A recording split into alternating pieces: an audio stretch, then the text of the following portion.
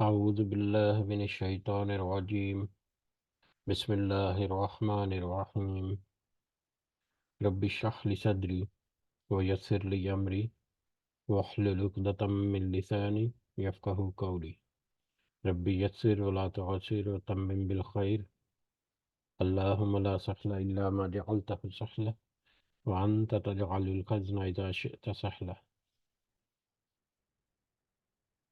اللهم انفعنا بما علمتنا وعلمنا ما ينفعنا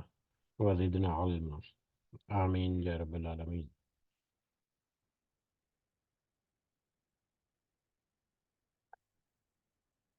آج ہم انشاءاللہ اللہ کے خاص فضل و کرم سے، اس کی خاص رحمت اور توفیق سے سورہ شورا کی آیت نمبر 30 نمبر آیت سے آنورڈ اپنا سبق دیکھیں گے اور کچھ آیات کو سمجھنے کی کوشش کریں گے۔ سب سے پہلے ہم اسی کی حمد اور اسی کا شکر اور اسی کی تعریف کرتے ہیں جس نے ہمیں یہ وقت اور یہ مہلت عطا فرمائی، جس نے ہمیں یہ سہولیات، یہ رزق، یہ انعام و کرام اور بہت ساری اللہ تعالیٰ نے ہمیں نعمتیں عطا فرمائی، اور خاص کر اللہ تعالیٰ نے ہمارے دلوں میں یہ ڈالا کہ ہم اس بابرکت کلام کو سمجھنے کی کوشش کریں۔ اللہ تعالیٰ سے دعا ہے کہ اس کوشش میں ہمیں استقامت نصیب فرمائے، اس کی صحیح سمجھ ہمیں عطا فرمائے، اس کے ذریعے سے اللہ تعالیٰ ہمیں اپنی اور اپنے ساتھیوں کی اصلاح کرنے کی توفیق عطا فرمائے، اور دنیا کے ساتھ ساتھ آخرت کی کامیابی اور بھلائی اور خاص فضل و کرم بھی اللہ تعالیٰ ہماری شامل حال رکھے۔ آمین یا رب العالمین۔ حسب روایت اپنا پچھلا سبق جو کل ہم نے کچھ آیات دیکھی تھی، آیت نمبر 20 سے لے کر آیت نمبر 29 تک، ان کا ترجمہ ایک دفعہ دہراتے ہیں، جس میں اللہ تعالیٰ نے فرمایا، جس کا ارادہ آخرت کی کھیتی کا ہو ہم اسے اس کی کھیتی میں ترقی دیں گے، اور جو دنیا کی کھیتی کی طلب رکھتا ہو ہم اسے اس میں سے بھی کچھ دے دیں گے۔ ایسے شخص کا آخرت میں کوئی حصہ نہیں۔ کیا ان لوگوں نے ایسے اللہ کے شریک مقرر کر رکھے ہیں جنہوں نے ایسے احکام دین مقرر کر دیے ہیں جو اللہ کے فرمائے ہوئے نہیں ہیں؟ اگر فیصلے کے دن کا وعدہ نہ ہوتا تو ابھی ہی ان میں فیصلہ کر دیا جاتا۔ یقیناً ان ظالموں کے لیے ہی دردناک عذاب ہے۔ آپ دیکھیں گے کہ یہ ظالم اپنے اعمال سے ڈر رہے ہوں گے جن کے وبال ان پر واقع ہونے والے ہیں، اور جو لوگ ایمان لائے اور انہوں نے نیک اعمال کیے وہ بہشتوں کے باغات میں ہوں گے، اور وہ جو خواہش کریں گے اپنے رب کے پاس موجود پائیں گے۔ یہی ہے بڑا فضل، یہی وہ یہی وہ ہے جس کی بشارت اللہ تعالیٰ اپنے ان بندوں کو دے رہا ہے جو ایمان لائے اور سنت کے مطابق نیک عمل کیے۔ تو کہہ دیجئے کہ میں اس پر تم سے کوئی بدلہ نہیں چاہتا مگر محبت رشتہ داری کی، اور جو شخص کوئی نیکی کرے ہم اس کے لیے اس کی نیکی میں اور نیکی بڑھا دیں گے۔ بے شک اللہ تعالیٰ بخشنے والا اور بہت قدردان ہے۔ کیا یہ کہتے ہیں کہ پیغمبر نے اللہ پر جھوٹ باندھا، یعنی کتاب کے بارے میں؟ اگر اللہ تعالیٰ چاہے تو آپ کے دل پر مہر لگا دے، اور اللہ تعالیٰ اپنی باتوں سے جھوٹ کو مٹا دیتا ہے اور سچ کو ثابت کر رکھتا ہے۔ وہ سینے کی باتوں کو خوب جاننے والا ہے۔ وہی ہے جو اپنے بندوں کی توبہ قبول فرماتا ہے اور گناہوں سے درگزر فرماتا ہے، اور جو کچھ تم کر رہے ہو سب کچھ جانتا ہے۔ ایمان والوں اور نیکوکار لوگوں کی سنتا ہے اور انہیں اپنے فضل سے اور بڑھا دیتا ہے، اور کفار کے لیے سخت عذاب ہے۔ اگر اللہ تعالیٰ اپنے سب بندوں کی روزی فراخ کر دیتا تو وہ زمین میں فساد برپا کر دیتے، لیکن وہ اندازے کے ساتھ جو کچھ چاہتا ہے نازل فرماتا ہے۔ وہ اپنے بندوں سے پورا باخبر ہے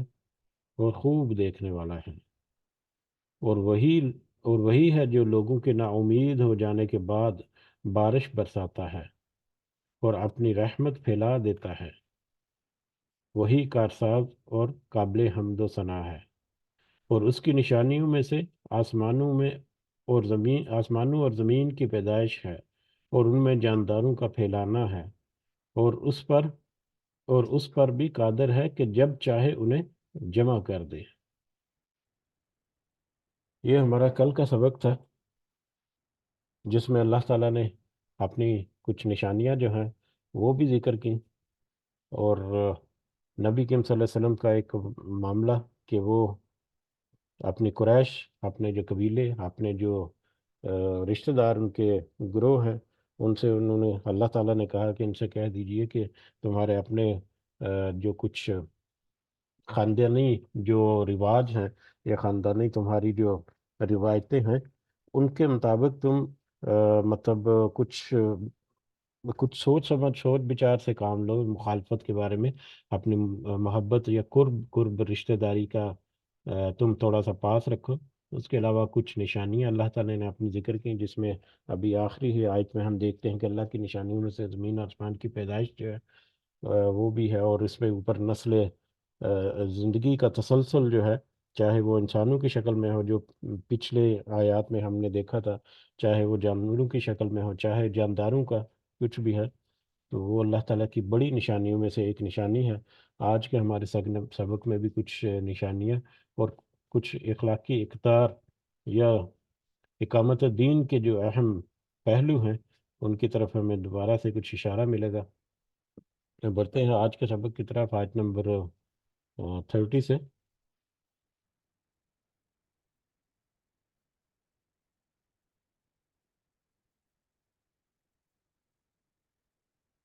وما اصابکم، اعوذ باللہ من الشیطان الرجیم، وما اصابکم، اور جو تمہیں پہنچتی ہے، من مصیبت، کوئی مصیبت، تمہیں مصیبت میں سے کچھ یا مصیبت کوئی جو پہنچتی ہے، فبما کسبت، تو وہ اس وجہ سے جو کمایا تم نے، ایدیکم، تمہارے ہاتھوں نے، تمہیں جو مصیبت یا مصیبتوں میں سے تمہیں جو کوئی مصیبت پہنچتی ہے،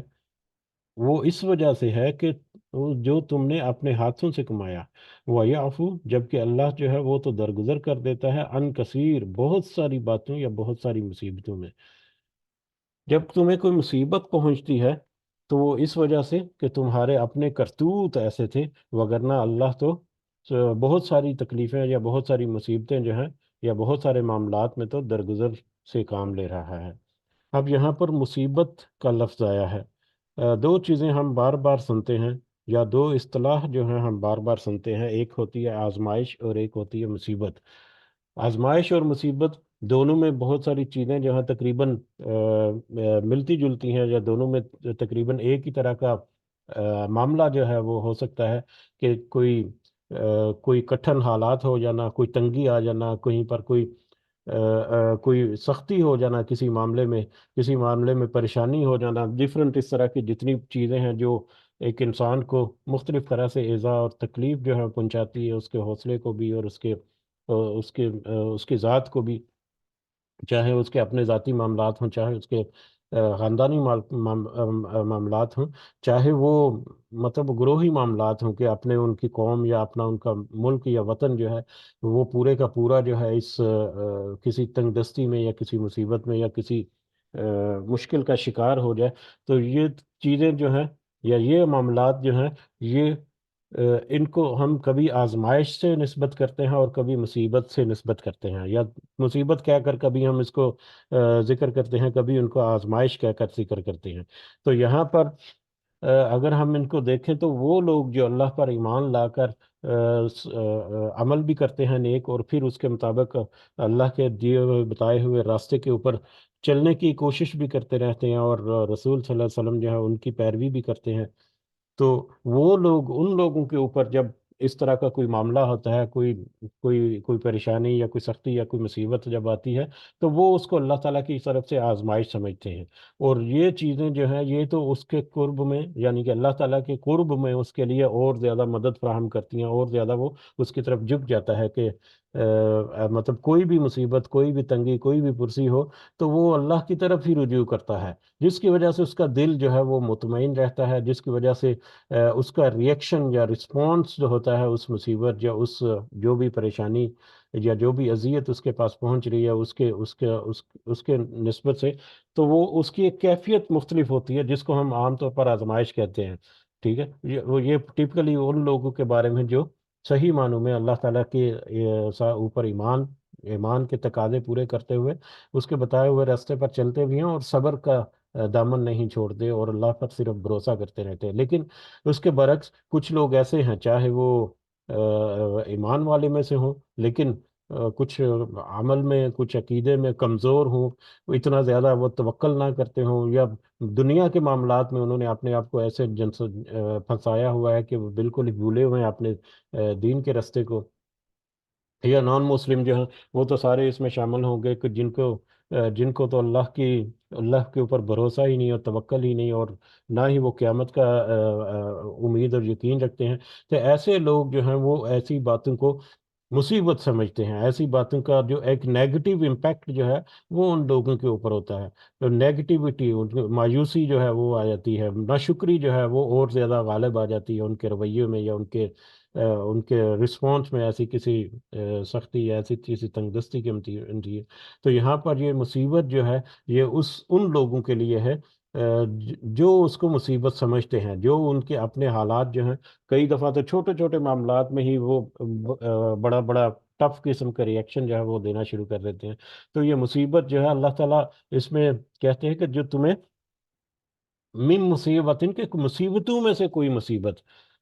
مصیبتوں میں سے بہت ساری مصیبتیں، بہت سارے معاملات ہو سکتے ہیں، لیکن ان میں سے بعض دفعہ تو اللہ تعالیٰ تمہارے اوپر کچھ مصیبت مسلط کر دیتا ہے. اور یہ ممکن ہے کہ وہ مصیبت جب اس آیت کو اور کچھ دوسری آیات اور احادیث کو جمع کر کے ہم دیکھیں تو یہ ممکن ہے، یقیناً ایسا ہی ہوتا ہے، یا اکثر ایسا ہوتا ہے، یا ایسا بھی ہو سکتا ہے کہ تمہارے اوپر جو کوئی مصیبت آئی ہے وہ تمہارے اپنے ہی کسی عمل، تمہارے اپنے ہی کسی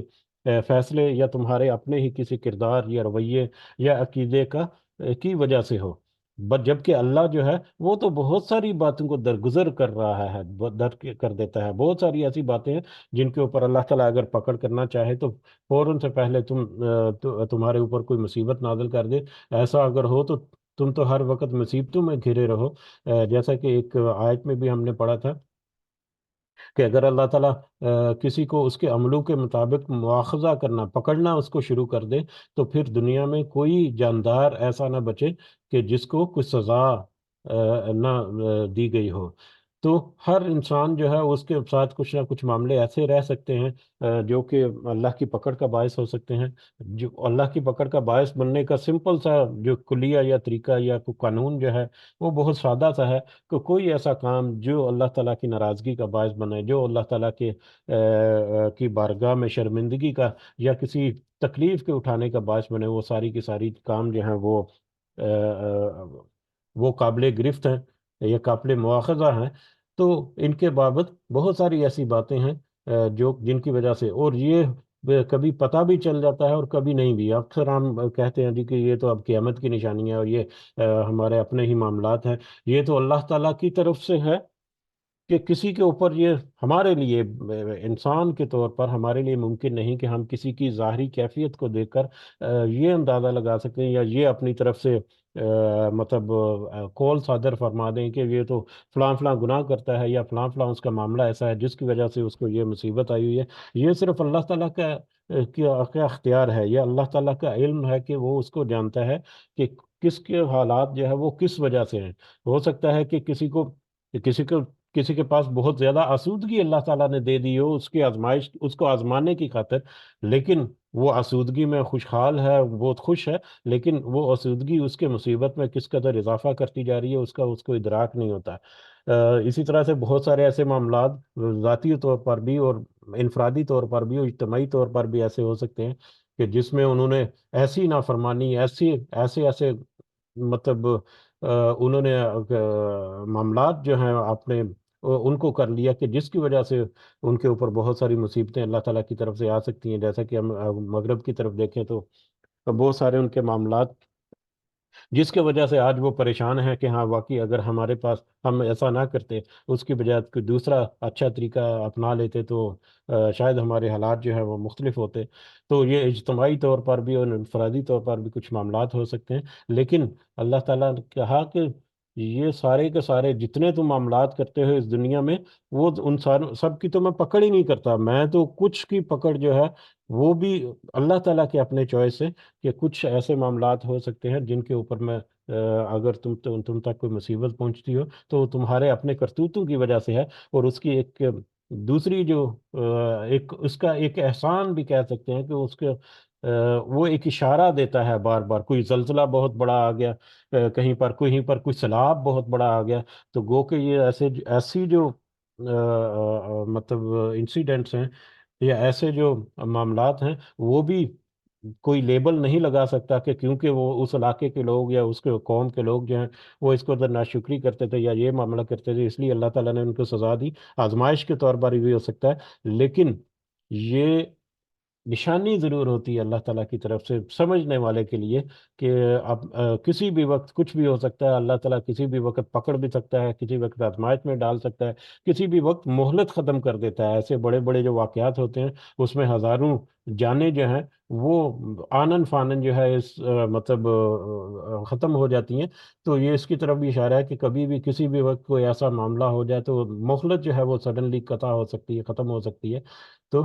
اس میں بہت سارے اشارے مل سکتے ہیں، یہ نامصائب حالات کی شکل میں ہمارے سامنے اللہ تعالیٰ بار بار یاد دہانی کے لیے بھی ایسے معاملات جو ہے وہ کرتا ہے، لیکن یہ چیزیں جو ہیں یہ ان لوگوں کے لیے جو اللہ تعالیٰ کے جو باتیں ہیں یا اللہ تعالیٰ کی جو نصیحت ہے یا نبی کریم صلی اللہ علیہ وسلم کی جو ہدایت اور رہنمائی ہے، اس کے اوپر تھوڑا سا غور و فکر کرتے ہیں، ادروائز تو مطلب وہ دنیا کے معاملات سمجھ کر اسی طرح سے ان کو اگنور وغیرہ کرتے رہتے ہیں۔ تو اللہ تعالیٰ کی طرف سے کوئی مصیبت پہنچے تو اللہ تعالیٰ کہتے ہیں کہ وہ تمہارے اپنے ہاتھوں کی یا تمہارے اپنے کرتوتوں کی وجہ سے ہوتی ہے، اکثر اوقات ان میں سے، اور اللہ جو ہے وہ تو بہت ساری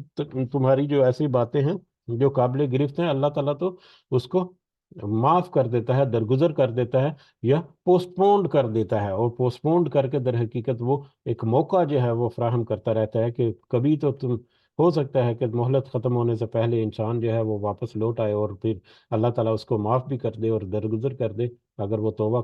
کر لے تو۔ وما انتم، اور نہیں ہو تم پر، بمعجزین فی الارض، ہرگز اور نہیں ہو تم ہرگز عاجز کرنے والے زمین میں، اور تم اللہ کو، یہ سارا جو ہے یہ اللہ تعالیٰ کا اختیار ہے یا اللہ تعالیٰ کی طاقت ہے یا اس کی چوائس ہے یا اس کا طریقہ ہے، تم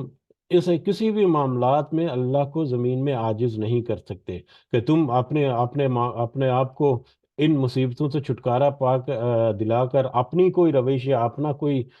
دنیا بسا لو گے، یہ تمہارے لیے ممکن نہیں ہے۔ اللہ کے اختیار میں ہے کہ وہ تم اللہ ہی کے دائرہ قدرت میں، دائرہ اختیار میں ہو کہ کبھی بھی کسی بھی وقت تمہیں مصیبت میں بھی ڈال سکتا ہے، ایسی مصیبت میں ڈال سکتا ہے جو تمہارے لیے پریشانی کا باعث ہو، ایسی مصیبت میں ڈال سکتا ہے جو تمہارے لیے آزمائش کا باعث ہو۔ تو یہ اللہ تعالیٰ کی قدرت ہے، تم اس سے اپنے آپ کو چھڑا نہیں سکتے، اللہ کو عاجز نہیں کر سکتے۔ وما لکم من دون اللہ، اور نہیں ہے تمہارے لیے اللہ کے سوا، من ولی ولا نصیر، کوئی کارساز، کوئی ولی دوست، اور نہ ہی ولا نصیر، کوئی مددگار۔ تم ایسے کسی بھی معاملے میں اللہ کے علاوہ کسی کو ولی اور مددگار نہیں پاؤ گے، صرف اللہ ہی ہے جو ایسے معاملات میں کسی مصیبت یا مشکل کی گھڑی میں، آزمائش کی گھڑی میں، جو تمہارے اوپر نظر کرم کرتا ہے، اس مصیبت کو ٹال دیتا ہے، اس مصیبت سے، اس آزمائش سے تمہیں نکال دیتا ہے اور واپس تمہیں آسودگی دیتا ہے یا دوبارہ سے تمہیں مہلت دیتا ہے۔ تو یہ صرف اور صرف اللہ کی ولایت اور اس کی مدد ہے، وگرنہ اللہ کے علاوہ کوئی ہستی اس پر قادر نہیں کہ تمہیں ان مصیبتوں سے نکال بھی سکے یا چھٹکارا دلا سکے۔ ومن آیاتی ہی، اور اللہ کی نشانیوں میں سے ایک جو نشانیاں کل ہم نے دیکھی جس میں زمین اور آسمانوں کا تخلیق جو ہے اللہ تعالیٰ نے اس کی طرف اشارہ کیا، اور اس سے پہلے جانوروں کی طرف سے، چوپایوں کی طرف سے اور جانداروں کی طرف سے بھی ہم نے دیکھا ابھی ریسنٹلی۔ اب یہاں پر ہمیں کیا ملتا ہے؟ وہ من آیاتی ہی، اور اس کی نشانیوں میں سے، یعنی اللہ تعالیٰ کو پہچاننے کی جو نشانیاں ہیں بڑی بڑی، ان نشانیوں میں سے ایک نشانی کیا ہے؟ الجواری فی البحری، جہاز سمندر میں، بحری جہاز جو سمندر میں چلنے والا ہے، کل عالم جو کہ پہاڑوں کی طرح ہے، سمندر میں چلنے والے پہاڑوں کی طرح بلند و بالا اور بڑے والیوم رکھنے والے جو جہاز ہیں، بحری جہاز جو ہیں، وہ اللہ تعالیٰ کی نشانیوں میں سے ایک نشانی ہے۔ اب سمندر میں چلنے والے، دریاؤں میں چلنے والے جہاز چاہے چھوٹے ہیں بڑے ہیں، یہ مختلف طرح سے اس کا بہت دفعہ تذکرہ ہو چکا ہے کہ یہ کس قدر اہمیت کی حامل ہے ایک انسان کے لیے، انسانی جو بھی زندگی ہے اس کے لیے، کہ آج دنیا کا اکثر و بیشتر جو تجارت ہے، بین الاقوامی انٹرنیشنل تجارت جو ہے، وہ انہی بحری جہازوں کے تھرو سے ہوتی ہے۔ تو وہ کافی دفعہ یہ ٹاپک جو ہے پہلے ڈسکس کر چکے ہیں، لیکن آج کا یہ ٹاپک جو ہے اس میں اللہ تعالیٰ کہہ رہے ہیں کہ وہ پہاڑوں کی طرح بلند جو جہاز ہیں، وہ اللہ تعالیٰ کی نشانیوں میں سے ایک نشانی ہے۔ اب پہاڑوں کی طرح بلند جو ہیں، وہ اگر ہم پرانے دور کے مطابق دیکھیں تو پرانے دور میں ہم دیکھتے ہیں کہ بادبانی کشتیاں یا جتنے بھی بڑے یا چھوٹے جہاز یا بڑے یا چھوٹے کشتیاں یا لانچز وغیرہ جتنی بھی تھیں، وہ ساری بادبانی ہوتی تھی، بادبان یا کپڑا بڑا باندھ کر اس کے ذریعے ہوا کے رخ جو ہے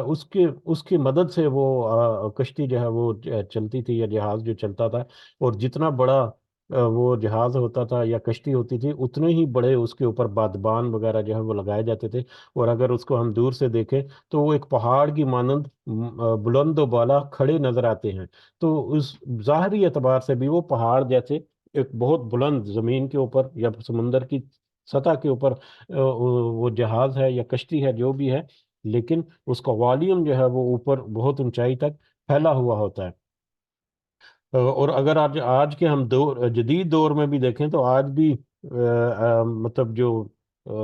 بحری جہاز ہیں، ان کو اگر دیکھیں تو وہ بہت بڑے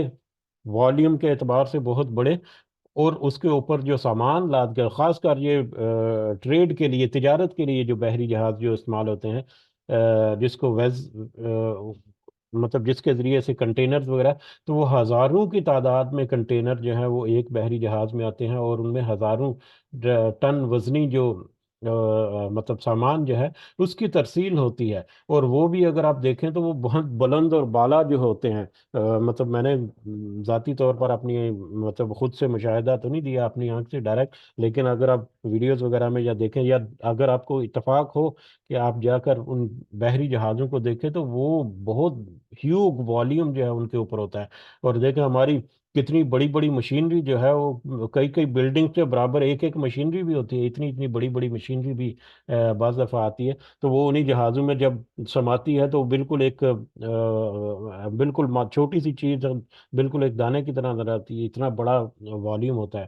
تو اس اعتبار سے بھی دیکھیں تو آج کے جہاز جو ہیں وہ بھی یہی منظر کشی کرتے ہیں، اور پھر اتنا بڑا والیوم، اتنا بڑا ویٹ کے ساتھ پھر سمندروں کے اندر ان کا چلنا اور پھر ٹرانسپورٹ کرنا جو ہے، یہ اللہ تعالیٰ کی بڑی نشانیوں میں سے ایک نشانی ہے۔ پانی کی قوت اچھال جو کہ سمندر کی سطح کے اوپر اس کو ترائے رکھتی ہے، اور پھر اس کو آگے ہوائیں جو ہیں اس کو ٹریول بھی کرنے میں مدد دیتی ہیں۔ تو یہ اللہ کی نشانیوں میں سے ایک بڑی نشانی جو پہاڑ کی طرح بڑے بڑے جہاز جو تمہیں نظر آتے ہیں سمندروں میں، وہ ہیں ان یشا یسکنت ان یشا یسکن ریحا، اگر وہ چاہے تو وہ ٹھہرا دے یا روک دے ہوا کو۔ اگر وہ چاہے تو اس سمندر میں جہاں پر کشتیاں اور یہ جہاز جو چلتے ہیں، اگر وہ چاہے تو وہاں پر ہوا کو روک دے یا ٹھہرا دے، فَيَظْلَلْنَ، پھر وہ کشتیاں ہو جائیں روا عقیدہ، کھڑی ہوئی یا تھم جائیں، ایک ہی جگہ پر کھڑی رہ جائیں، علی ظاہرہ، اسی سمندر کی سطح پر، اسی ظاہری سطح پر یا اسی سمندری کی سطح پر۔ اگر اللہ تعالیٰ چاہے، یہ سمندر جو ہیں، سوری، سمندر میں جہاز جو ہیں، یہ تمہیں اللہ کی نشانیوں میں سے ایک نشانی ہے، اور ان کا ٹریول کرنا، ان کا چلنا سمندر کے اندر، یہ بھی اللہ تعالیٰ کی ایک عظیم الشان نشانیوں میں سے نشانی ہے، کہ اگر اللہ چاہے تو اس طرح سے بھی تمہاری آزمائش کر سکتا ہے، اس طرح سے بھی تمہارے اوپر مصیبت لا سکتا ہے۔ ابھی مصیبت اور آزمائش کا پچھلی آیات میں ہم نے دیکھا کہ وہ ان بڑے پہاڑوں جیسے جو جہاز ہیں، ان کو مطلب ان کے اوپر جو ان کے گرد جو ہوا ہے، اس ہوا کو تھما دے، کہ جس کی وجہ سے وہ تمہارے جہاز یا وہ کشتیاں جو ہیں وہ سفر نہیں کر سکیں۔ اب اگر ہم پرانے زمانوں کے اعتبار سے دیکھیں تو بادبانی کشتیاں ہوتی تھی، اور بادبانی کشتیاں جو ہیں وہ ہوا ہوا کی مدد سے ہی چلتی تھی، یا ہوا جو ہے وہ بہت اہم رول پلے کرتی تھی ان کشتیوں کے چلنے سے، تو اس میں تو بہت آسانی سے یہ بات سمجھ آتی ہے۔ لیکن آج کے لیٹسٹ ماڈرن دور میں اگر ہم دیکھیں تو ہم دیکھتے ہیں کہ آج کل جہاز جو ہیں اس طرح سے بادبان وغیرہ تو نہیں لگے ہوتے، بلکہ بڑے بڑے موٹرز جو ہیں ان کے ذریعے سے مطلب چلائے جاتے ہیں، امپیلرز وغیرہ لگے رہتے ہیں، یا پروپیلرز وغیرہ لگے رہتے ہیں۔ امپیلرز اور پروپیلرز مختلف طرح کی میکینیکل مشینری جو ہے وہ فٹ کر کے اس کے ذریعے سے پانی کو دھکیل کر پیچھے اور آگے جہاز جو ہے وہ ٹریول کرتا ہے، تو ایک مختلف کنسٹرکشن ہے آج۔ لیکن اس کے باوجود ہوا کی موجودگی اور ہوا کی رفتار اور ہوا کا جو دباؤ ہے سمندر کی تہہ کے اوپر، وہ بہت ہی اہم رول پلے کرتا ہے آج بھی سمندری جہازوں کو، بڑے بڑے جہازوں کو مطلب سفر طے کرنے میں یا موو کرنے میں اس میں سمندر میں، کہ مطلب اگر ہم ٹیکنیکلی بہت ساری باتیں ہیں، بلکہ اگر اس کے اوپر تھوڑا سا غور کر دیا جائے تو ہوا کو اللہ تعالیٰ ٹھہرا سکتا ہے۔ اس سے ہمیں یہ ایک نقطہ نظر آتا ہے کہ اللہ تعالیٰ اگر چاہے تو ہوا کو ٹھہرا دے، سمندر کے اوپر ٹھہرانے کا ذکر کر رہا ہے، زمین کے اوپر بھی ہوا کو ٹھہرا دے یا ہوا کو روک دے۔ ہوا کا دباؤ جو ہے اگر ہم ٹیکنیکلی دیکھیں تو اس زمین کے اوپر موجود ہر چیز کے اوپر ہوا کا دباؤ ہے، اور وہ ہوا کا دباؤ ایک بہت اہم رول پلے کر رہا ہے اس چیز کو اس کی کمپوزیشن کو برقرار رکھنے کے لیے، اس کو سمیٹا ہوا رکھنے کے لیے۔ اسی طرح سے سمندر جو ہے اس کے اوپر بھی ہوا کا دباؤ ہوتا ہے، اس ہوا کے دباؤ کی وجہ سے وہ سمندر جو ہے وہ اپنی جو حدیں ہیں ان حدوں کے اندر ہی اپنے آپ کو قید کیے ہوئے کہہ لو رکھتا ہے۔ ہم دیکھتے ہیں کہ جیسے چاند جب 14ویں کا چاند جسے کہتے ہیں مڈ لینر منتھ جو ہے، یعنی 13 14 15، جب چاند جو ہے وہ بڑا نظر آتا ہے، پورا نظر آتا ہے، تو اس وقت سمندر کی تہہ جو ہے یا سمندر کی سطح جو ہے تھوڑی سی بلند ہوتی ہے، جبکہ اندھیری راتوں میں وہ تھوڑی سی پست ہو جاتی ہے، تھوڑا سا سمندر نیچے چلا جاتا ہے۔ تو اس کی وجہ جو ہے وہ یہ ہے کہ چاند کی جو کشش ہے وہ سمندر، کیونکہ اتنا بڑا سمندر ہے کہ چاند کی کشش جو ہے اس کی وجہ سے سمندر جو ہے وہ کھنچا چلا آتا ہے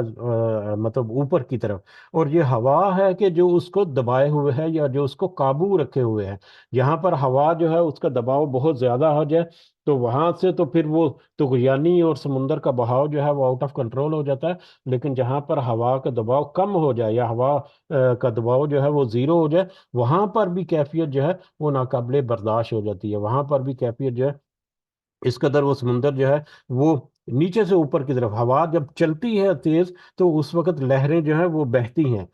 ٹریول کرتی ہیں ایک جگہ سے دوسری جگہ تک، ہمیں حرکت نہیں نظر آتی ہے۔ لیکن جب وہ ہوا کا دباؤ کم ہوتا ہے جس جگہ پر، وہاں پر وہ لہریں جو ہیں یا سمندر کی سطح جو ہے وہ اوپر نیچے اچھلتی نظر آتی ہے، اور یہ ایک الگ سے کیفیت ہوتی ہے جو کہ بہت مشکل میں ڈال سکتی ہے ہوائی جہازوں کو اس سمندر میں چلنے سے۔ اور اس کے علاوہ مطلب کچھ ایسی جگہ بھی ہیں ایکویٹر ریجن میں جس میں شمال اور جنوب کی طرف سے ٹھنڈی ہوائیں جب آتی ہیں اور وہ اس سینٹر ایکویٹر ریجن کی طرف آتی ہیں، تو وہاں پر آ کے، کیونکہ وہ ایکویٹر ریجن جو ہے وہ وہاں پر گرمی نسبتاً زیادہ ہوتی ہے، تو وہ گرمی کی وجہ سے پھیل کر ہوائیں جو ہیں وہ اوپر کو اٹھ جاتی ہیں، اور ان کا درمیانی جو جگہ ہے وہاں پر ہوا کا دباؤ جو ہے وہ بہت کم ہو جاتا ہے، اس کی وجہ سے ایک سچویشن جو ہے وہ وہاں پر ڈیولپ ہو جاتی ہے۔ بہرحال یہ اللہ تعالیٰ کی آیات، اس میں چھوٹی سی ایک نشانی کہ اگر وہ ہوا کو ٹھہرا دے، اس کے اوپر صرف اس کے اوپر آپ تھوڑی سی تحقیق اور جستجو یا تھوڑا سا آپ غور و فکر کریں، جتنا بھی آپ سمجھ سکتے ہیں، تو آپ کو تو ایک جس سمندر کی بات ہو رہی ہے تو سمندر نظر آئے گا کہ کس قدر یہ وسعت کی بات ہمیں یہاں پر نظر آتی ہے۔ کہ بہرحال واپس آپ اپنے ٹاپک کی طرف آئے، اس سے ہمیں یہ پتہ چلتا ہے کہ کئی دفعہ چھوٹی چھوٹی چیزیں جو ہیں ان میں بہت بڑے بڑے میسیجز ہوتے ہیں جن کو سمیٹنا جو ہے وہ بہت مشکل ہو جاتا ہے۔ حالانکہ مطلب تحقیق اگر کریں تو بہت ساری ایسی باتیں ہیں، میری اپنی ایکسپرٹیز اس میں بہت زیادہ نہیں ہے، لیکن ہوا کا دباؤ، ہوا کے دباؤ کی وجہ سے اس دنیا کے اوپر مطلب جس طرح سے چیزیں جو ہیں وہ ٹھہری ہوئی ہیں اور وہ ان کی کمپوزیشن جو برقرار ہے، یہ بہت اہم رول پلے کرتی ہیں۔ ہوائی جہاز میں جب آپ ٹریول کر رہے ہو تو لینڈ جب کرنے کی طرف آتا ہے جہاز، تو بے شک جہاز کے اندر جو ہے انہوں نے پریشر جو ہے وہ مینٹین کیا ہوتا ہے ہوا کا، لیکن اس کے باوجود جو قوت اچھال کی طرح کے وہاں پر سچویشن ہوتی ہے جب اب جہاز نیچے کی طرف آتا ہے، تو ہم دیکھتے ہیں کہ ہمارے کانوں کے پردے کئی دفعہ کچھ سینسیٹیو ہوتے ہیں، جیسے میرے کان بہت سینسیٹیو ہیں، تو وہ پردے ایسے فیل ہوتا ہے جیسے ابھی کان پھٹ جائیں گے۔ تو ہوا کا دباؤ اگر کم ہو جائے ہمارے اوپر تو ہمارے کانوں کے پردے پھٹ جائیں، ہماری جو شریانی ہے ان سے خون جو ہے وہ باہر کی طرف بہنا شروع ہو جائے باہر۔ یہ بہت الگ سے ایک ٹاپک ہے، لیکن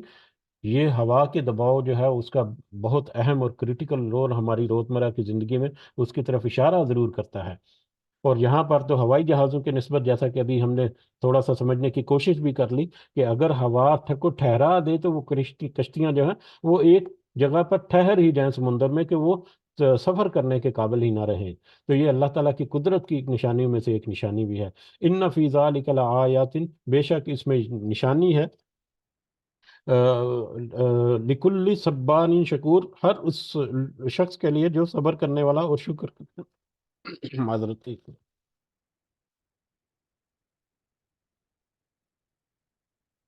جی، بے شک اس میں نشانی ہے یا نشانیاں ہیں، آیات نشانیاں ہیں ان لوگوں کے لیے جو صبر اور شکر سے کام کرتے ہیں، جو صبر کرنے والے اور شکر کرنے والے ہیں۔ جس طرح کے بھی مصائب حالات ہیں، جس طرح کے بھی ان کے اوپر پریشانیاں یا مصیبتیں یا آزمائشیں یا تکلیفیں تنگ دستی ہیں، جو اس کے اوپر شکر کرنے والے ہیں وہ ان مصیبتوں آزمائشوں سے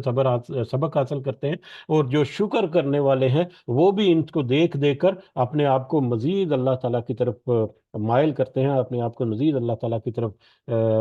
مطلب رجوع کرتے ہیں۔ تو وہ شکر، ان کے شکر میں اضافہ ہوتا ہے، اور جو صبر کرنے والے ہیں ان کے صبر میں اضافہ ہوتا ہے۔ لیکن جو صبر اور شکر کرنے والے نہیں، وہ تو پھر ناشکری اور بے صبری میں پھر اپنی اپنا جو راستہ ہے وہ کھو بیٹھتے ہیں دین کا، اور پھر وہ گمراہی کے راستے پر چلے جاتے ہیں۔ او یو بھی کھننا، یا اگر وہ چاہے تو ہلاک کر دے انہیں، بما کا سبو، اس وجہ سے جو انہوں نے کمایا۔ اب یہ ایک تو یہ اس کا اشارہ جو ہے وہ صبر اور شکر کرنے کے اپوزٹ بھی ہو سکتا ہے، کہ جو کوئی صبر اور شکر نہ کرے تو یہ بھی ہو سکتا ہے کہ اللہ تعالیٰ ان کو ان کی ناشکری اور بے صبری کی وجہ سے ان کو ہلاک کر دے، یا کشتی کی طرف بھی اشارہ ہو سکتا ہے، یا سمندر میں جہاز کی طرف بھی، کہ اگر اللہ تعالیٰ اس کی ہوا جو ہے اس کو تھما دے وہاں پر، تو وہ کشتی جو ہے وہ سفر کرنے کے قابل ہی نہ ہو۔ لیکن اس کے برعکس اگر اللہ تعالیٰ اس ہوا کو تیز کر دے تو وہ یعنی وہاں پر آ جائے، مطلب جو آؤٹ آف کنٹرول ہو جائے، تو اس طرح سے اللہ تعالیٰ اس پر بھی قادر ہے کہ وہ ہلاک کر دے، اور اس وجہ سے جو انہوں نے کمایا وہ یعفو عن کثیر، اور اگر وہ چاہے تو درگزر کر دے بہت سو کو، اگر وہ چاہے تو مطلب ان کو چھوڑ دے یا ان کو معاف بھی کر دے، تو درگزر کر دے۔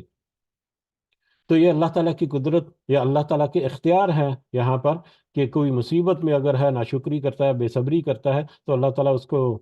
ہلاک کر دے، یا اس کو درگزر کر دے، یعنی اس کے جو سزا ہے اس کو تھوڑا سا مؤخر کر کے اس کو موقع فراہم کر دے، دوبارہ سے مہلت فراہم کر دے، کہ ابھی تمہارے پاس وقت ہے، دیکھو یہ لائف ٹائم ایفر جو ہے وہ چل رہی ہے، اس سے فائدہ اٹھاؤ، بے صبری بے شکری جو ہے اس سے نکل آؤ، صبر اور شکر کرتے ہوئے اللہ کی طرف رجوع کرو، تو یقیناً اللہ تعالیٰ معاف بھی کر دے گا۔ تو بہت سو کو وہ اللہ چاہے تو معاف کر دے، یعنی ان کی جو سچویشن ہے یا ان کے اوپر مصیبت جو ہے ان کو ٹال کر ان کو ایک موقع اور عطا فرما دے۔ وَيَعْلَمَ الَّذِينَ، اور تاکہ یہ لوگ جان لے، اور یہ نشانیاں، یہ اللہ تعالیٰ کا اختیار جو ہے وہ اس لیے بھی اللہ تعالیٰ ذکر کر رہے ہیں، یا ہم یاد دہانی کرا رہے ہیں، اس لیے بھی تاکہ وہ جان لیں وہ لوگ، یجادلونا، جو جھگڑتے ہیں فی آیاتنا، ہماری آیات یا ہماری نشانیوں کی نسبت سے، جو اللہ تعالیٰ کی نشانیاں مختلف انداز سے، جو جیسا کہ یہ قرآن مجید کی آیات جو ہیں وہ بھی ہو سکتے ہیں، یا اللہ تعالیٰ اپنی نشانیاں کا جو ذکر کرتا ہے زمین کے اوپر پھیلی ہوئی، جیسا کہ ابھی بھی ذکر ہوا کچھ نشانیوں کا، کہ جو ان کی بابت اختلاف کرتے ہیں، جھگڑا کرتے ہیں، اپنی منمانی کرتے ہیں، اس کو مانتے ہی نہیں ہیں، یہ اللہ تعالیٰ کی طرف سے نہیں ہے جی، یہ تو بس قدرت کا نظام ہے، فطری عمل ہے، بس چل رہا ہے۔ وہ فطری عمل جو ہے وہ کیسے چل رہا ہے جب تم یہ ریسرچ کر کے دیکھتے ہو کہ یہ ساری کی ساری بے جان چیزیں ہیں، جو مل کر ایک دوسرے کے ساتھ مطلب کوئی معاملہ جو ہے وہ آگے چلتا جا رہا ہے، تو یہ ساری کی ساری بے جان چیزیں ایک دوسرے کے ساتھ مل کر کیسے آپ کو حرکت کر رہی ہیں، اور کیسے وہ زندہ چیزیں جو بڑی ہوتی ہیں اور مرتی ہیں اور دوبارہ سے پیدا ہوتی ہیں۔ تو اس میں جو جھگڑتے ہیں، یا جو جان بوجھ کر، یا ان کو جو بس زدم زدہ ہو کر اس کو ماننے سے انکار کرتے ہیں، تو ان کے لیے یہ بہت بڑی اس میں مطلب موقع ہے، یا بہت بڑا ان کے لیے ایک ایک کہہ لیں کہ واقعہ ہے کہ ابھی بھی وقت ہے کہ تم سمجھ جاؤ۔ ما لہم من محیص، اور کہ نہیں ہے ان کے لیے کوئی بھاگنے کی جگہ۔ ان کو یہ سوچنا چاہیے، یا ان آیات میں ان کو یہ بھی نشانی ملتی ہے کہ اللہ تعالیٰ کے اختیار یا اللہ تعالیٰ کی جو قدرت ہے اس سے تم اپنے آپ کو چھٹکارا دلا کر بھاگ نہیں سکتے۔ ہمیشہ تم اللہ تعالیٰ کے جو مرہون منت ہی رہو گے، چاہے آسودگی میں، چاہے مصیبت و مشکل میں۔ فما اوتی تم، پس جو تم دیے گئے ہو، من شیء، کوئی چیز، فمتاع الحیات دنیا، تو یہ تو ساری دنیا کے برتنے کی، عارضی برتنے کی چیزیں ہیں۔ تمہیں جو چیزوں میں سے تم جو دیے گئے ہو، من شیئن، چیزوں میں سے کوئی چیز، بہت ساری چیزیں، بے شمار چیزیں ہیں، ان میں سے کچھ چیزیں جو تمہیں اللہ تعالیٰ نے عطا کی ہیں، تو وہ تو در حقیقت متاع جو ہے وہ عارضی برتنے کی چیزیں ہیں، حیات دنیا، دنیا کی زندگی کے لیے، دنیا کی زندگی کے لیے عارضی برتنے کی چیزیں ہیں۔ تم خالی ہاتھ آئے تھے، اللہ تعالیٰ نے تمہیں طاقت دی، تمہیں فہم دیا، تمہیں مال و دولت دیا، تمہیں دوسری ساری چیزیں دی، تو یہ چیزیں عارضی طور پر تمہارے پاس ہیں تمہاری زندگی کے دوران ہی۔ جب تم اس دنیا سے رخصت ہوگے تو پھر بھی تم خالی ہاتھ ہی جاؤ گے، تو لہٰذا یہ عارضی چیزیں، ان کو تم دنیا میں استعمال کرو تو یہ دنیا تمہارے لیے عارضی ہے۔ یہ دنیا جو ہے ایک اس طرح بھی اندازہ کریں کہ مطلب جیسے کوئی ٹیسٹ ویسٹ ہوتا ہے، جیسے ہم اسٹوڈنٹس وغیرہ جو پریکٹیکل ٹیسٹ وغیرہ دیتے ہیں کچھ مطلب سائنسی سبجیکٹ کے، یا کمپیوٹر لیب میں ان کا کوئی ایگزامینیشن ہے، اور وہ اپنے ایگزامینیشن جو ہال ہے اس میں جاتے ہیں، یا جو بھی سینٹر ہے وہاں پر جاتے ہیں، تو وہاں پر آلریڈی ان کے پاس وہ اکوپمنٹ جو ہے وہ پڑے ہوتے ہیں جن کے ساتھ انہوں نے ایگزام دینا ہے پریکٹیکل۔ پہلے انہوں نے سیکھا، سمجھا، کتابیں پڑھی، کچھ یاد کیا، سارا کچھ کیا، تحقیق کی، پھر ان کے سامنے جب وہ کمرہ امتحان میں آئے تو ان کے سامنے وہ کمپیوٹر یا لیپ ٹاپ یا جو بھی سائنٹیفک اکوپمنٹ ہیں جو رکھ دی ان کے لیے کہ یہ لو، یہ تمہارے سامنے سارے سارے ٹولز اینڈ ٹیکنیکس ہیں، ٹولز ہیں، ان کے اوپر تم اپنی ٹیکنیک لگاؤ اور اپنا پیپر جو ہے وہ حل کر دو۔ ٹھیک ہے، تو وہ وہاں پر کینڈیڈیٹ جو ہے وہاں پر بیٹھتا ہے، جو جس بھی اکوپمنٹ پر، وہاں پر اپنی جو بھی اسکل یا جو بھی نالج یا جو بھی اس نے گین کیا ہوتا ہے، ایکوائر کیا ہوتا ہے، اس کے مطابق وہ وہاں پر کچھ کچھ جو بھی پریکٹیکل ٹیسٹ جو ہے وہ دے دیتا ہے، اور پھر وہاں سے خالی اٹھ کے واپس آ جاتا ہے۔ وہ ٹولز اور ٹیکنیکس جو ہیں، وہ ٹولز جو ہیں وہ وہیں کے وہیں پڑے رہتے ہیں۔ تو دنیا کی زندگی بھی ایگزیکٹلی اسی طرح سے ہے کہ ایک کمرہ امتحان میں داخل ہوئے اور خالی ہاتھ، وہاں پر پڑی ہوئی چیزیں جو ہیں ان کو توڑ جوڑ کر تھوڑا سا جو بھی تمہارے پاس فہم عقل ہے اس کے مطابق تم وہاں پر کچھ اپنا کام کرتے ہو، اور پھر نتیجہ جو ہے وہ ایگزامینر کے پاس چھوڑ دیتے ہو، اپنی اسکل جو ہے وہ ایگزامینر کو بتا دیتے ہو کہ جی میرے پاس یہ ایکسپرٹیز ہے، اور وہاں سے خالی ہاتھ باہر نکل آتے ہو، تو پھر تمہارا ایگزامینر تمہارا جو مطلب تمہاری مارکنگ کر کے تمہارے سامنے جب نتیجہ آتا ہے تو پھر تمہیں پتہ چل جاتا ہے کہ میں نے کیا کرتوت یا کیا کارنامہ کیا تھا۔ تو ایگزیکٹلی یہی سچویشن ہماری دنیا کی زندگی بھی ہے کہ یہاں پر تو ہر چیز جو ہے وہ عارضی برتنے کی ہے۔ تم خالی ہاتھ آئے تھے اور دوسروں کے لیے جو بھی جمع کیا ہے وہ چھوڑ کر چلے جاؤ گے، تو لہٰذا ان عارضی چیزوں کے ساتھ یہ ہمیں اشارہ ملتا ہے کہ اللہ تعالیٰ کی طرف جو اپنا ایگزام جو ہے وہ بھرپور طریقے سے اپنا کرو تاکہ تمہیں نتیجہ جو ہے وہ اچھا ملے۔ وما عند اللہ خیر، اور جو کچھ ہے اللہ کے پاس، خیر، وہ بہتر ہے۔ یعنی دنیا کی یہ دنیا کا سامان دنیا کے لیے ہے، یہ دنیا کے لیے رہنے دو، اور فوکس کرو اللہ کے سامان یا اللہ کے پاس جو کچھ ہے یعنی آخرت میں، وہ جو ہے وما عند اللہ خیر، جو آخرت میں جو اللہ تعالیٰ تمہیں عطا فرمائے گا وہ تمہارے لیے بہتر ہے۔ وہ اب کا، اور وہ زیادہ پائیدار ہے، ہمیشہ رہنے والا ہے۔ دنیا کا تو عارضی سامان ہے، لیکن قیامت میں جو اللہ تعالیٰ خیر اور بھلائی تمہیں عطا فرمائے گا وہ زیادہ بہتر ہے تمہارے لیے، اور زیادہ پائیدار ہمیشہ رہنے والی ہے، وہ عارضی نہیں ہوگی، وہ مستقل ہوگی۔ لیکن وہ کن لوگوں کے لیے ہوگی؟ للذین آمنوا، ان لوگوں کے لیے جو ایمان لائے، وہ علی ربہم یتوکلون، اور وہ بھروسہ کرتے رہے اپنے رب پر۔ لیکن وہ آخرت کی جو بھلائی اور خیر ہے اور ہمیشہ ہمیشہ رہنے والا جو اس کا جو خیر ہے، وہ ان لوگوں کے لیے جو ایمان لاتے ہیں، اور ایمان نہیں صرف، ایمان کے ساتھ پھر اپنے رب پر بھروسہ بھی کرتے ہیں۔ جو بھی محنت کرتے ہیں، جو بھی وہاں پر کرتے ہیں، تو وہ اس امید کے ساتھ نمبر ون تو صرف اور صرف اللہ کی رضا کے لیے کرتے ہیں، اللہ کی رضا حاصل کرنے کے لیے کرتے ہیں، چاہے دنیا کے معاملات میں کمانا ہے، کھانا ہے، دوسروں کو لگانا ہے، محبت کرنا ہے، کاروبار کرنا ہے، جو بھی معاملات دنیا میں کرتے ہیں وہ صرف اللہ کی رضا کے لیے کرتے ہیں، اور پھر اپنے ان عمل کرنے کے بعد، اپنی اس کوشش کرنے کے بعد، پھر اللہ سے اچھے نتیجہ یا اچھا جو اجر ہے اس کی بھی امید رکھتے ہیں، اور اس کی امید رکھتے ہوئے اللہ کے اس قول کے اوپر بھروسہ کرتے ہیں کہ اللہ تعالیٰ نے وعدہ کیا ہے کہ وہ دے گا، تو اللہ تعالیٰ دے گا۔ اللہ کی باتوں کے اوپر، اللہ کے وعدوں کے اوپر، اللہ کے قول کے اوپر وہ بھروسہ کر کے اپنی زندگی جو ہے وہ محتاط انداز سے گزارتے ہیں، وہ لوگ ہیں جن کو پھر آخرت میں اس کا بہتر انجام اور بہتر نتیجہ جو ہے، وہ جو کہ بہتر ہے اور زیادہ پائیدار ہے، ہمیشہ رہنے والا ہے، وہ اللہ تعالیٰ تعالیٰ فرمائیں گے۔ اب یہ جو لوگ ہیں جو اللہ پر ایمان لائیں اور اللہ پر بھروسہ بھی کرتے رہیں، ان کی مزید کچھ خوبیاں یا مزید کچھ صفات جو ہے وہ آگے ہمیں پتہ چلیں گی یا ملیں گی دیکھنے میں، پڑھنے میں۔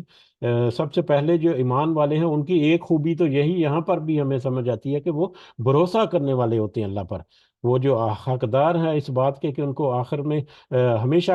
قائم رہنے والی، ہمیشہ پائیدار رہنے والی جو اجر جو ہے وہ ملے، تو وہ ایمان کے ساتھ ساتھ ان کی ایک خوبی یہ ہے کہ وہ اللہ پر بھروسہ کرتے ہیں، اللہ کے قول پر، اللہ کے وعدے پر، اور اس کے علاوہ وہ کیا کرتے ہیں، والذین یجتنبون، اور وہ جو بچتے ہیں کبائر الاسم، کبیرہ گناہوں سے،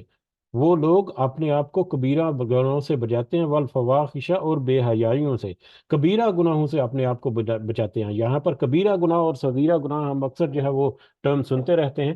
لیکن ہم تھوڑا سا بالکل سمری فارم میں دیکھیں تو کبیرہ گناہ کون سے ہوتے ہیں اور صغیرہ گناہ کون سے ہوتے ہیں۔ کبیرہ گناہ عام طور پر وہ گناہ ہوتے ہیں جس کے لیے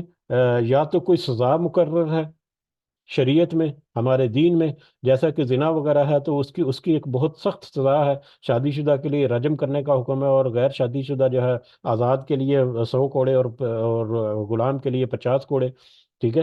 تو اس طرح سے اور بہت ساری سزائیں ہیں، چور کا ہاتھ کاٹ دینا جو ہے یہ بھی سزا ہے۔ تو ایک تو وہ گناہ جو ہے جن کی سزا، وہ باتیں جن کی سزا جو ہے وہ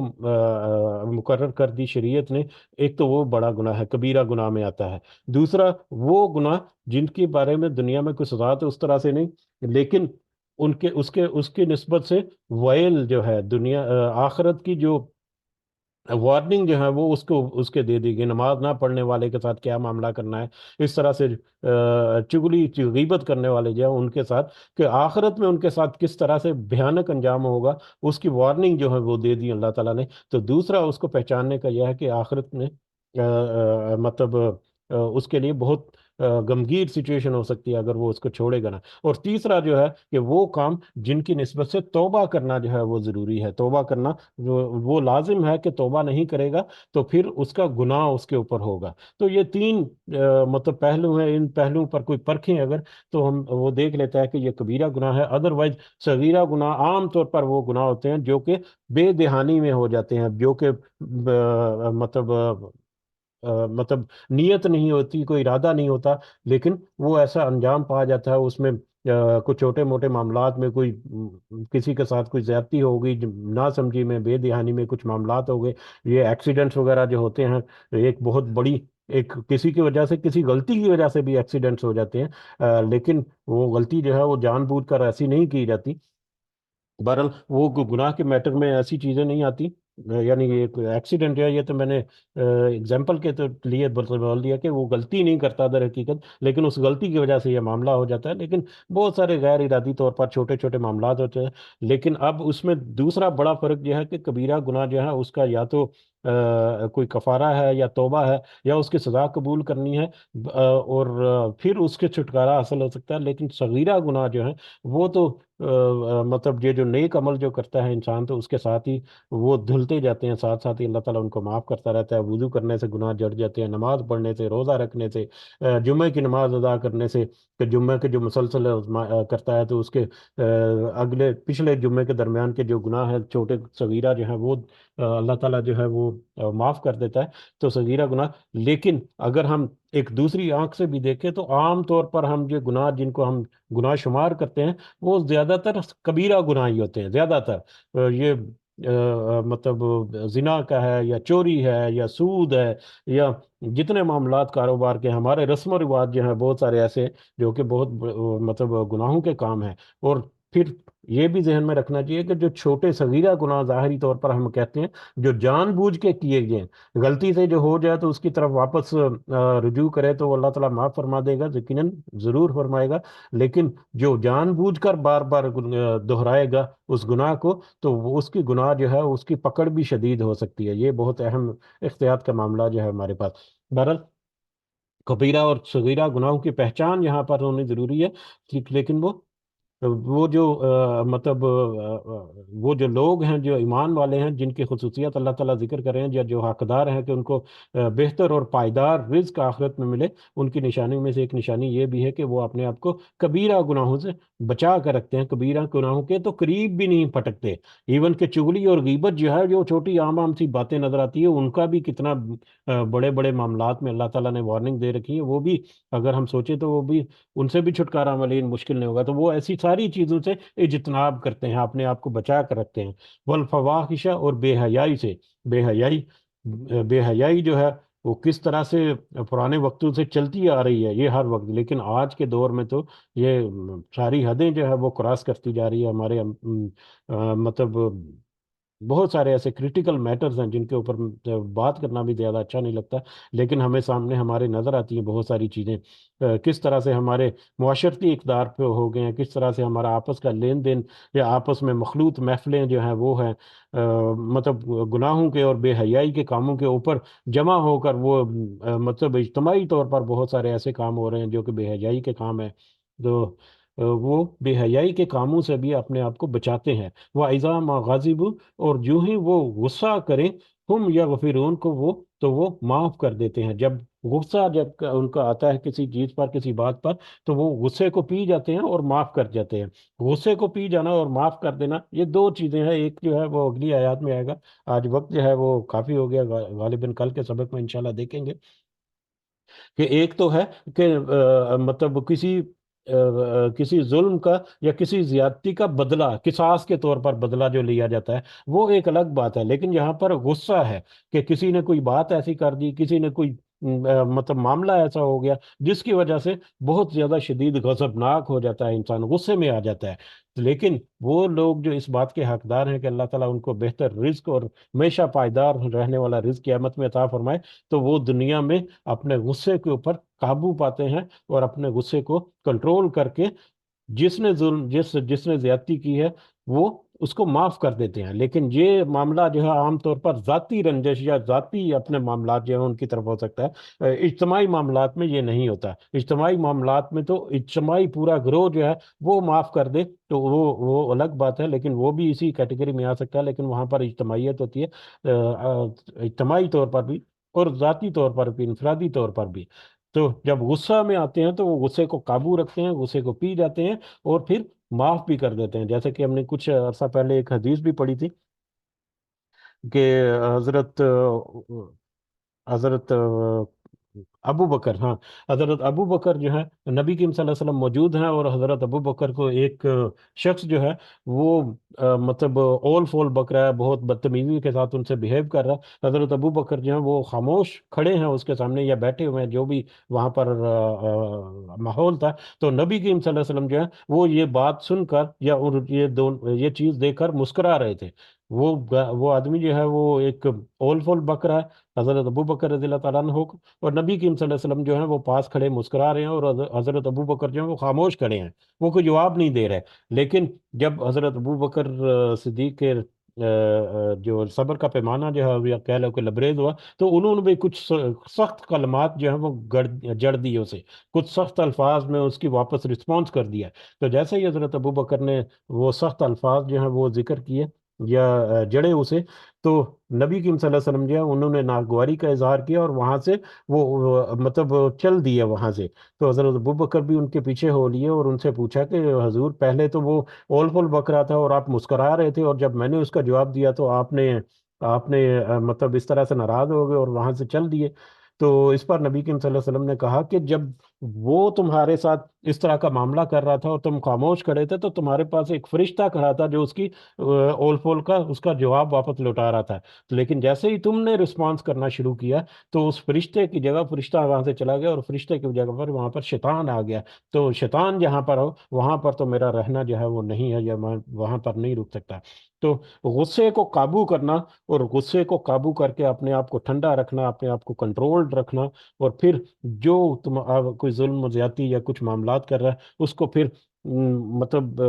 معاف بھی کر دینا، یہ بہت بڑی خصوصیات میں سے خصوصی ہے. انا کو مارنا پڑتا ہے، اپنی جو میں کو قربان کرنا پڑتا ہے اس معاملے میں، اور یہ حقیقت میں ایک بہت بڑی خوبی ہے جو ایسے لوگوں میں ہوتی ہے. دوبارہ یہیں پہ رکتے ہیں ہم، کل انشاءاللہ اسے آگے کنٹینیو کریں گے، اور اسے آگے بھی بہت سارے جو خصوصیات ہیں ان لوگوں کے لیے جو حقدار ہیں اس چیز کے، جن کو اللہ تعالیٰ بہتر اور ہمیشہ پائیدار رہنے والا جو اجر یا نیکی یا رزق جو ہے وہ دے گا قیامت میں، یہ ان لوگوں کی خوبیاں ہیں. ہم دعا کرتے ہیں کہ اللہ تعالیٰ ہمیں ان خوبیوں کا حامل بنا دے، اللہ تعالیٰ ہمیں اس قابل بنے، یا ہمیں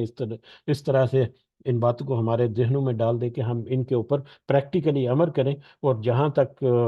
ممکن ہو ان کے اوپر اپنے آپ کو ڈھالیں. آمین یا رب العالمین، وما علینا الا البلاغ المبین. جی اگر آپ کچھ اضافہ کرنا چاہیں تو کر سکتے ہیں. جزاکم اللہ خیر کثیرہ. جی السلام علیکم ورحمۃ اللہ. وعلیکم السلام ورحمۃ اللہ وبرکاتہ. استاد صاحب، یہ کیا نام ہے، غصے کو قابو کرنا بہت مشکل ہے، اللہ معاف کرے. لیکن فرسٹ آف آل میں نہیں کہ بندہ کچھ کر بیٹھتا ہے، تو اس کے بعد میں بندہ جب سوچتا ہے یار یہ میں نے کیا کیا، تو دل میں اتنا جناب اپنے آپ کو کوستا ہے کہ پوچھو کچھ نہ. تو یہ میننی کہ انسان کا جب کوئی ایسا معاملہ ہو تو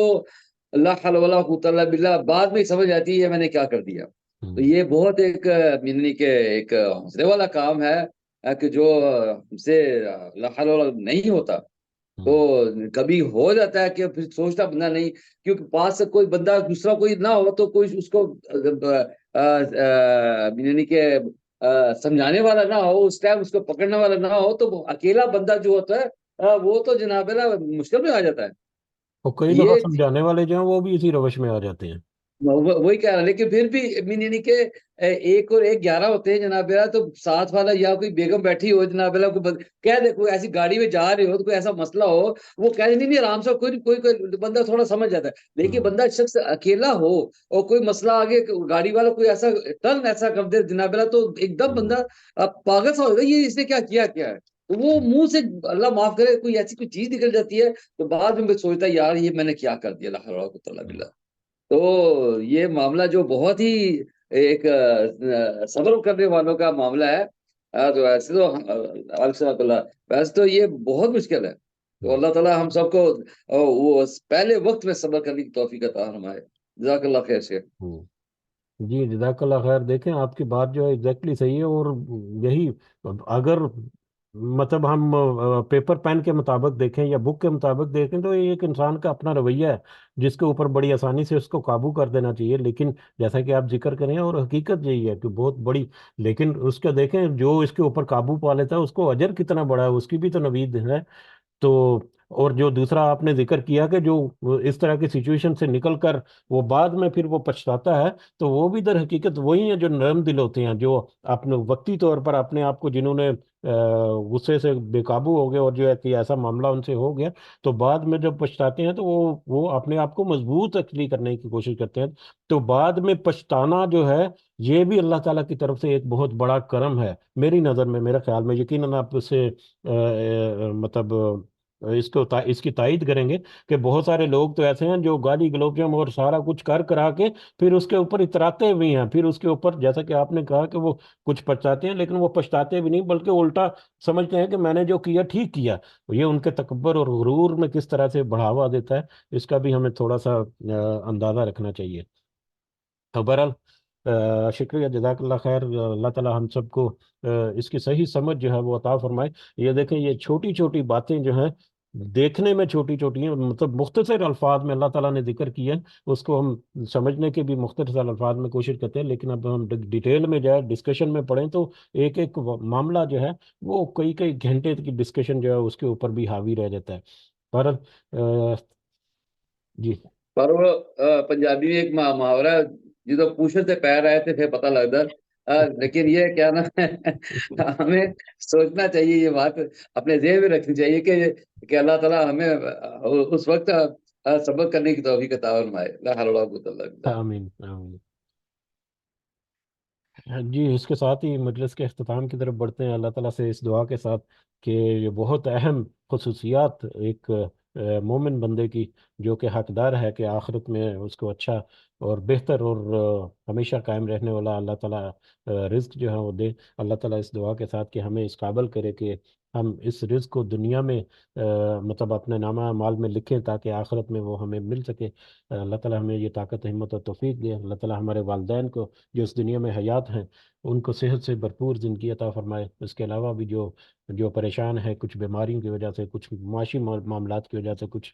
گھریلو اور ذاتی معاملات کی وجہ سے، بہت سارے معاملات میں بہت سارے ایسے ہیں، اللہ تعالیٰ ان سب کو اپنے خاص فضل و کرم سے آسودگی دے، ان کو جتنے بھی معاملات میں ان سے نکال کر ان کے ساتھ ساتھ پھر ان کو اس قابل بھی، ہمیں اس قابل بھی بنائے کہ ہم اس صبر میں بھی ہم مطلب مصیبت میں یا تکلیف میں یا جو بھی معاملات ہیں اس کے اوپر بھی ہم صبر کریں، اور آسودگی اللہ تعالیٰ کی طرف سے ملے تو اس کے اوپر بھی ہم شکر کر سکیں۔ اور جو اس دنیا سے گزر گئے ہمارے والدین بھی اور سارے مومنین اور مومنات، اللہ تعالیٰ ان کو بھی اپنے خاص فضل و کرم سے جنت الفردوس میں اعلیٰ مقام عطا فرمائے۔ رب ارحمهما كما ربياني صغيرا، رب ارحمهما كما ربياني صغيرا، رب ارحمهما كما ربياني صغيرا، ربنا آتنا في الدنيا حسنة وفي الآخرة حسنة وقنا عذاب النار، ربنا ظلمنا أنفسنا وإن لم تغفر لنا وترحمنا لنكونن من الخاسرين، ربنا تقبل منا إنك أنت السميع العليم وتب علينا إنك أنت التواب الرحيم، سبحان ربك رب العزة عما يصفون وسلام على المرسلين والحمد لله رب العالمين، سبحانك اللهم وبحمدك أشهد أن لا إله إلا أنت أستغفرك وأتوب إليك، جزاكم الله خيرا كثيرا، السلام عليكم ورحمة الله وبركاته۔